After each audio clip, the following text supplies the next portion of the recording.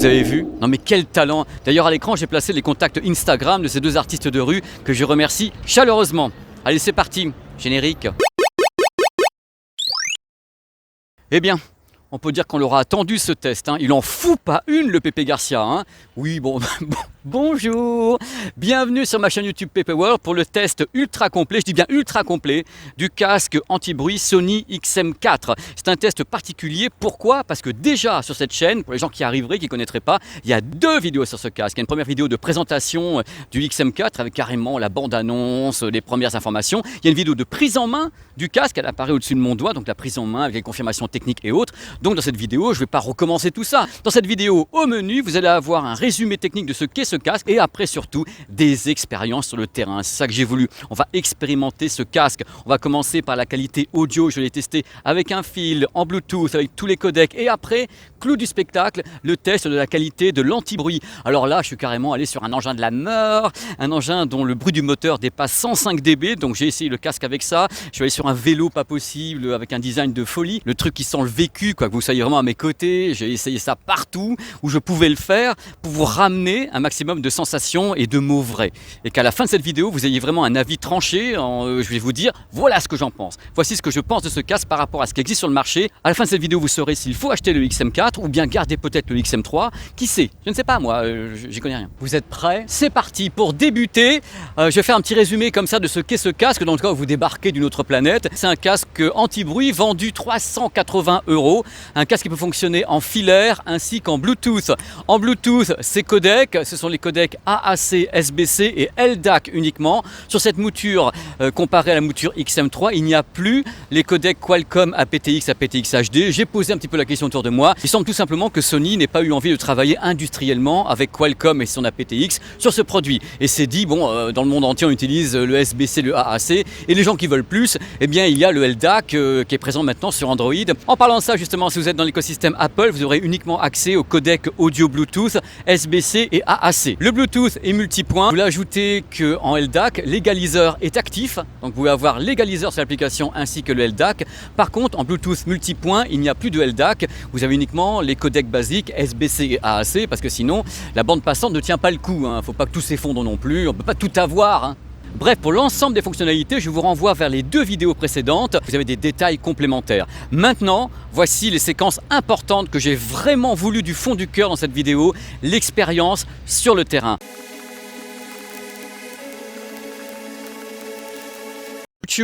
Un truc que vous me demandez à chaque fois dans les vidéos, c'est si on entend l'architecture du casque, c'est-à-dire en effet la charnière, le bruit des coussinets, est-ce qu'on entend des bruits, des craquements, des glissements? Eh bien je vais courir là maintenant sur la petite voie ferrée, le casque, il n'y a rien dedans, il n'y a pas de musique, il n'y a rien, est-ce qu'on entend un truc?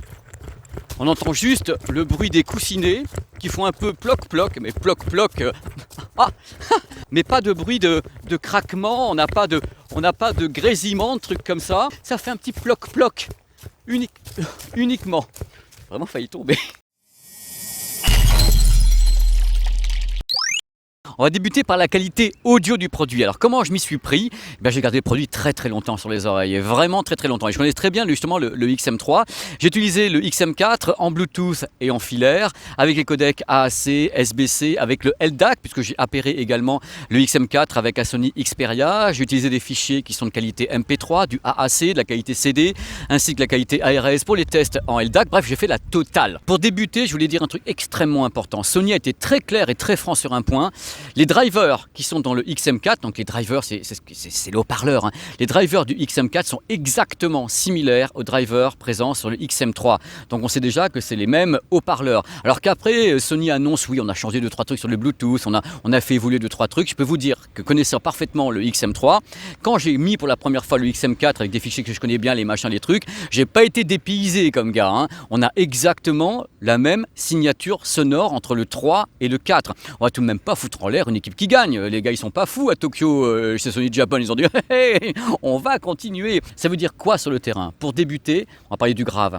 Le grave avait fait polémique sur le XM3. Tout le monde s'est dit, mais bon sang, waouh, mais qu'est-ce qu'il y a comme grave sur ce produit? En même temps, bon, on peut le gérer avec l'égaliseur, hein, mais à la base, c'est vrai que le produit est basseux. Gentiment basseux, parce que basseux, ça a un côté négatif. Il est basseux tout en tenant vachement bien, justement, le registre du grave. C'est-à-dire qu'il est basseux tout en permettant vraiment d'avoir une patate pas possible. Il y a une dynamique de folie sur ce produit. C'est ce qui m'a toujours épaté, c'est qu'en effet, il monte dans les tours. Il n'est pas paresseux, hein, le XM4. Vous balancez des fichiers qui ont de la dynamique, derrière, il va y aller. Hein. Donc le truc, c'est que déjà, il y a un grave qui est riche, qui est chaleureux, qui est enveloppant, qui est mis en avant, mais qui est tellement précis. Il ne bourre pas, il ne sature pas.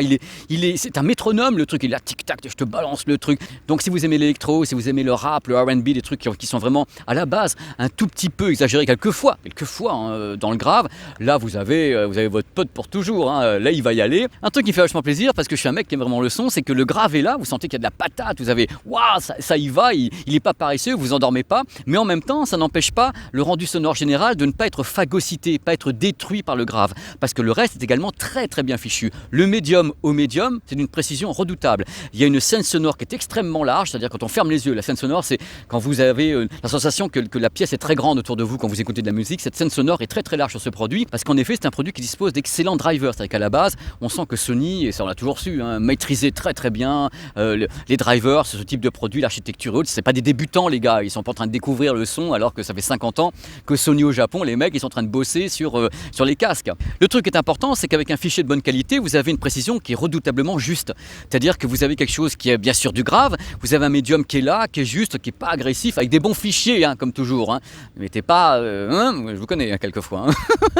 Avec des bons fichiers, vous avez un truc très très juste. Et ce que j'ai aimé, et ce sur quoi à mon avis ils ont poussé encore plus, c'est la finesse et la qualité de l'aigu. Vous me connaissez, vous me connaissez. Je suis très très chien avec l'aigu. J'aime pas un aigu qui est dégueulasse. Je trouve ça me bouffe les oreilles. Je saigne quand j'ai un aigu dégueulasse, que il y a de la sibilance, que c'est pas précis. Et là, avec le XM3, 4, avec ces XM là.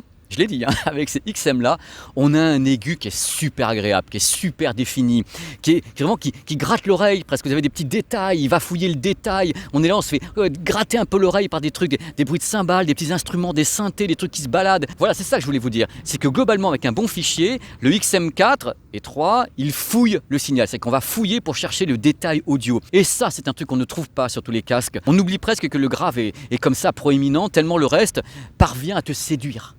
Avec cette dynamique, justement, on sait qu'on a une réserve de puissance.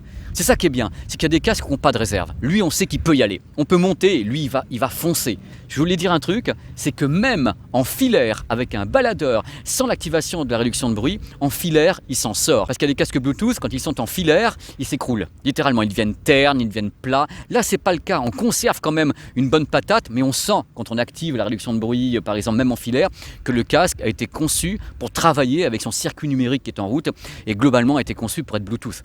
Le filaire, c'est bien, il peut le faire et avec de la qualité. Il ne s'écroule pas, il est juste un peu différent à l'oreille. Moi, les essais en LDAC ont été concluants dans le sens où, en effet, j'ai eu quelque chose qui était très ample, qui était très dynamique, avec un aigu très très ciselé, mais encore une fois, avec un bon fichier AAC, étant donné qu'il y a une compensation par l'électronique, parce qu'il y a l'électronique à l'intérieur dans le casque Sony XM3, 4, 12 2000, l'électronique fonctionne très très bien. Quand elle reçoit le signal, qu'il soit SBC ou AAC, il y a un travail autour. Et ce travail est très bien fait. Ça fait quand on passe après en LDAC, on a une sensation qui est d'une précision accrue sur l'aigu notamment. C'est qu'on a quelque chose qui est plus fin, mais globalement avec un fichier de bonne qualité balancé en AAC sur le XM3 4, eh bien c'est quand même vachement séduisant. C'est un casque qui coche la plupart des cases. Pourquoi? Parce qu'en plus on peut le moduler. Moi ce que j'aime bien, c'est un casque, au travers de l'application, on a la gestion de l'égaliseur, on met oui ou non le mode DSEE extra suprême qui permet de booster un petit peu les fichiers compressés.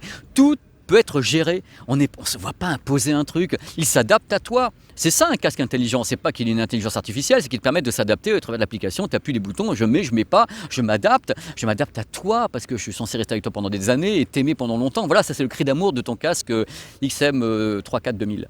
Vous l'avez noté dans mes propos, je suis parfaitement conquis par la qualité audio de ce casque en Bluetooth ainsi qu'en filaire. Au même titre, et là ça devient oh là là, que j'étais parfaitement conquis par la qualité audio du Sony XM3. C'est dans la lignée, hein. Je marche sur les pas de mon père, hein. Avec ce XM4. En même temps, passer à une séquence que je rêve de vous montrer, les tests sur le terrain de la réduction de bruit. Là maintenant, accrochez-vous, c'est hollywoodien.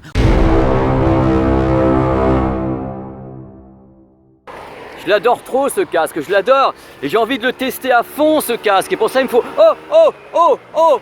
Et ben voilà.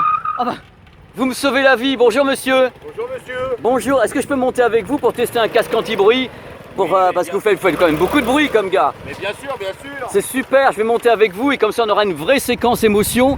Et je vous remercie par avance monsieur, ça va vite ou pas? Eh ben écoutez, oui, ça va vite, c'est du brutal. C'est du brutal, C'est du brutal je sans monte bruit. avec vous. Je vais mettre ma petite ceinture, on va y aller, il va aller à fond. Merci Danny Wilde. La réduction de bruit est enclenchée. Et là en effet ça fait...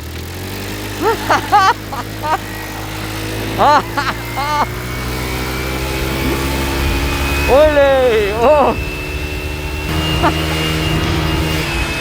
Oh!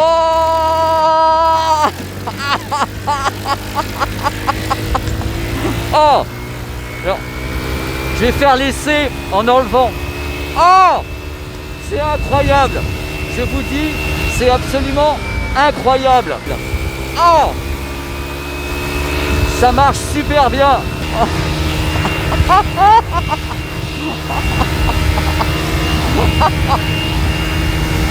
C'est génial. Wow.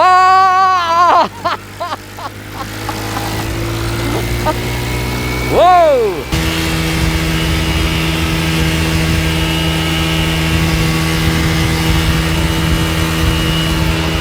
Quand j'enlève le casque, c'est incroyable. On a une réduction de bruit qui est très très très violente.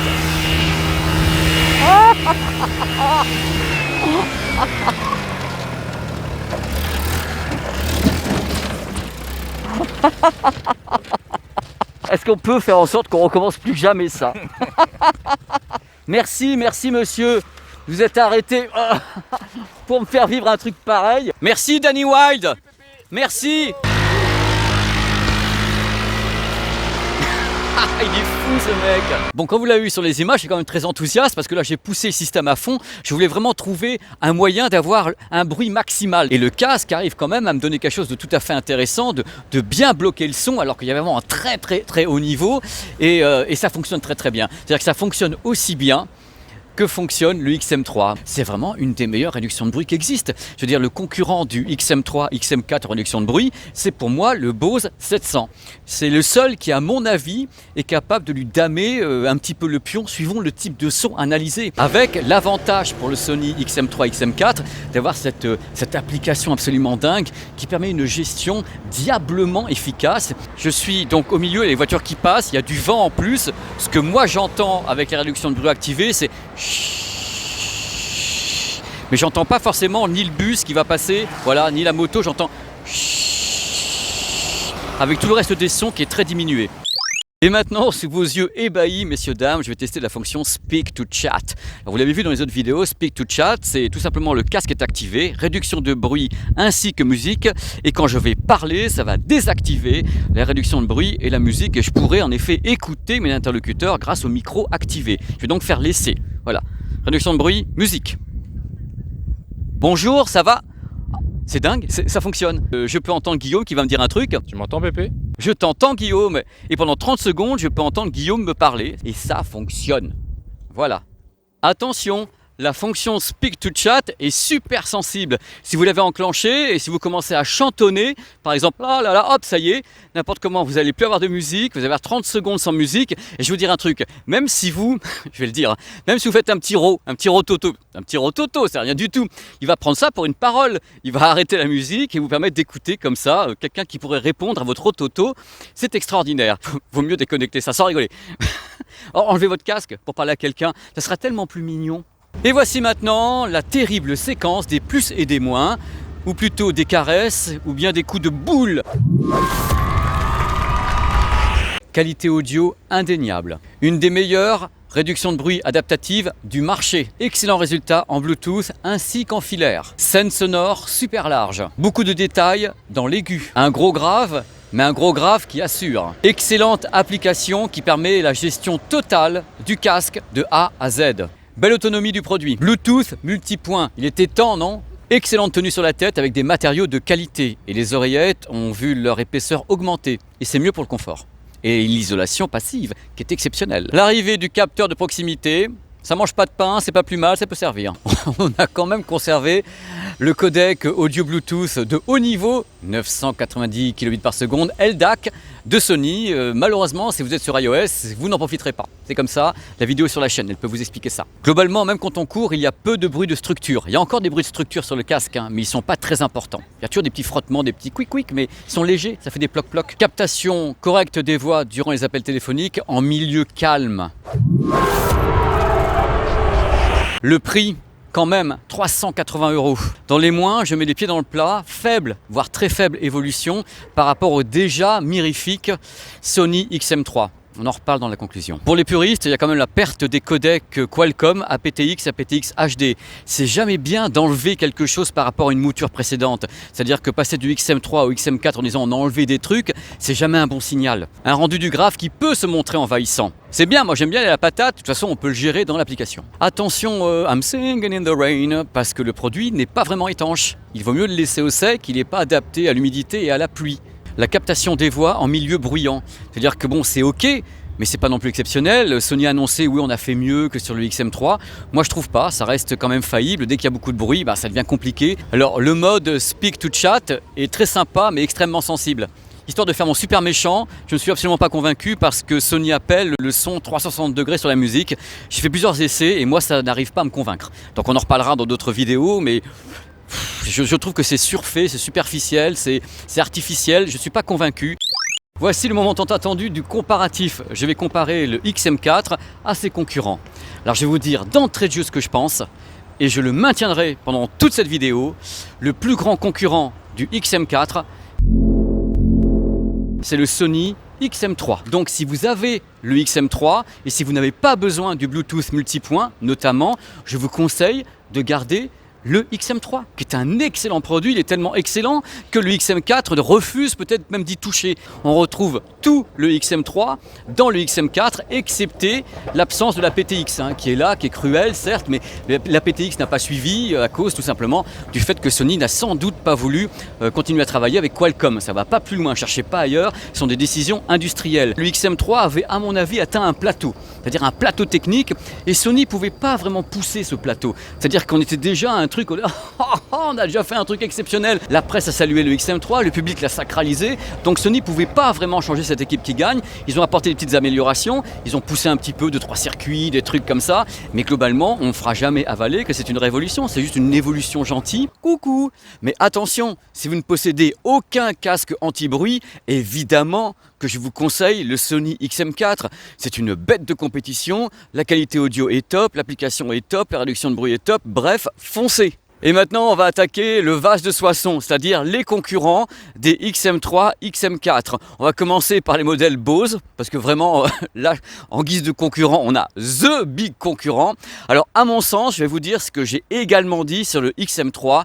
Les modèles Bose QC35, QC35-2, Bose 700 ne jouent pas totalement dans la même cour que les Sony. C'est pas le même type de produit. Bose la joue vraiment sécurité, c'est-à-dire que c'est une excellente réduction de bruit. Je pense que le Bose 700 dispose vraiment peut-être de la meilleure réduction de bruit qui existe sur un casque grand public, tandis que Bose c'est totalement différent. Quand ils conçoivent leur casque, ils veulent que ça plaise à un maximum de gens. C'est vraiment le casque grand public par excellence. C'est pas une prise de tête entre guillemets, c'est un casque plug and play. Ça va très très vite, l'application a évolué, donc on peut vraiment gérer. Moi, si je devais vraiment comparer à fond les XM avec les Bose, je dirais que les XM de Sony sont à la fois d'excellents casques niveau signature sonore, niveau réduction de bruit, mais en même temps il y a un côté geek sur les Sony avec plein de petites fonctions de tous les côtés. Donc c'est à vous de choisir entre ces deux univers. Mais pour moi, dans tous les cas, concernant les XM3 et XM4, parce que je les mets quand même les deux frérots en même temps, je pense que leur plus gros concurrent, techniquement, c'est le Bose 700, qui m'a toujours épaté. Il n'y a pas que les Bose dans la vie, il y a d'autres casques. En effet, il y a le Jabra 85H, notamment, qui n'est pas capable vraiment de bomber le torse face au XM4, mais qui reste un challenger. Il y a également un casque que j'aime beaucoup, c'est le Bowers & Wilkins, le PX7, qui est un excellent casque, mais c'est la même chose. Il est très bon en audio, mais il n'est pas capable de cocher toutes les cases par rapport au XM4. Il y a les modèles Sennheiser, c'est le même topo. C'est pas pour faire tomber un coup près, mais je pense que les plus gros concurrents des XM3, XM4 restent et pour le moment resteront les modèles Bose. Vous avez mon avis, mais c'est vraiment calqué sur l'avis que j'avais sur le XM3, puisque le XM4 est quand même très, très proche. Donc il a toujours les mêmes concurrents en face, avec les mêmes trucs et les mêmes machins, et ça n'a pas beaucoup changé de ce côté-là. Voilà, vous savez tout. J'ai été super content de faire cette vidéo. Je ne vous cache pas qu'elle m'a demandé 3 semaines. 3 semaines de tournage. On a commencé à tourner dans Paris début août.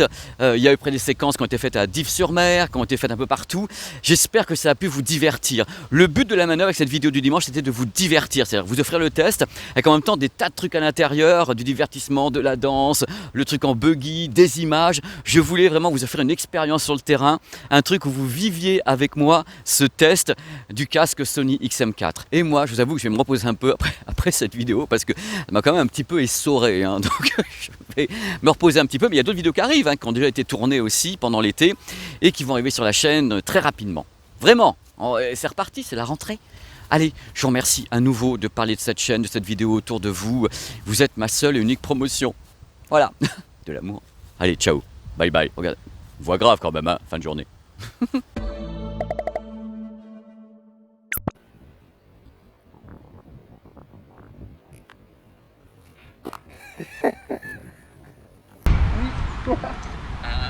Essai. Ok, ça marche. Donc maintenant, le prochain plan de toute façon, dans ce cas-là, quand toi, il faut que tu te mettes plus par là-bas une fois là pour avoir le. Non mais à ce moment-là, lui te filme pendant que je t'accroche et Ah tout. oui, vas-y. Allez, C'est bon. allez, Bon, c'est bon. allez-y. Ah, c'est génial. Bon, le harnais. Faire du boulot au montage. Ah bah oui. C'est parti. Eh ben, allô. Merci Danny Wilde. On va y aller. La réduction de bruit est enclenchée. Et là, on est plus à faire.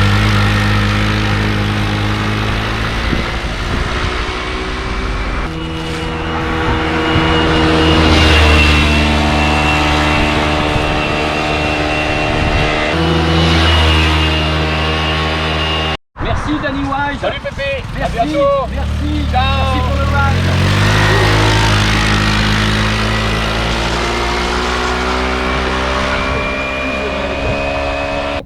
C'est bon? Tu as ton smartphone sur toi, est-ce que si tu cours, il va tomber? Non.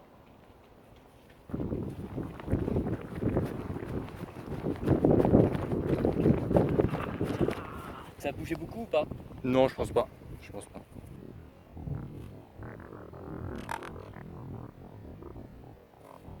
Ouais.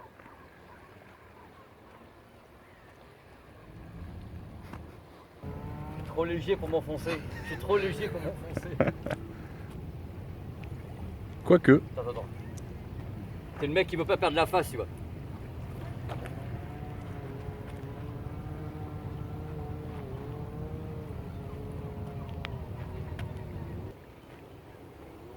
Ça s'arrête.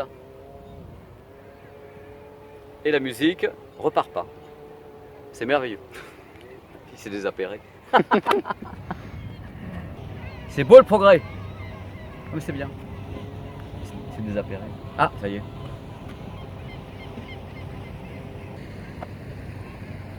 Cosa. Merveille. La bête.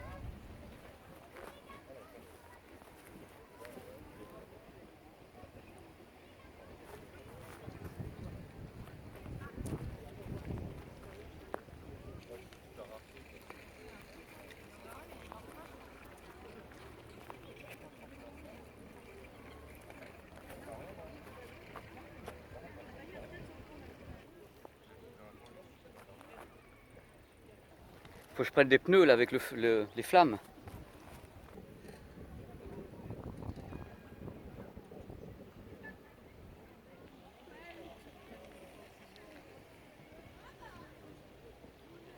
J'ai aucun frein pas. Donc elle se baille quoi.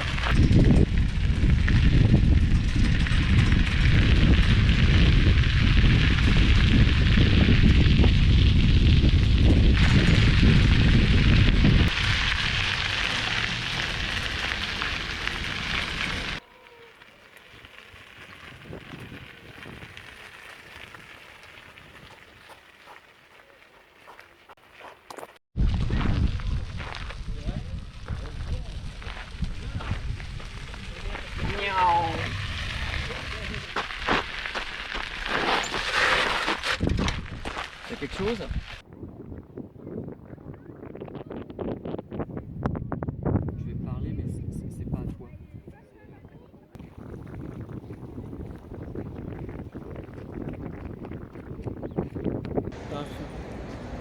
C'est quand vous voulez.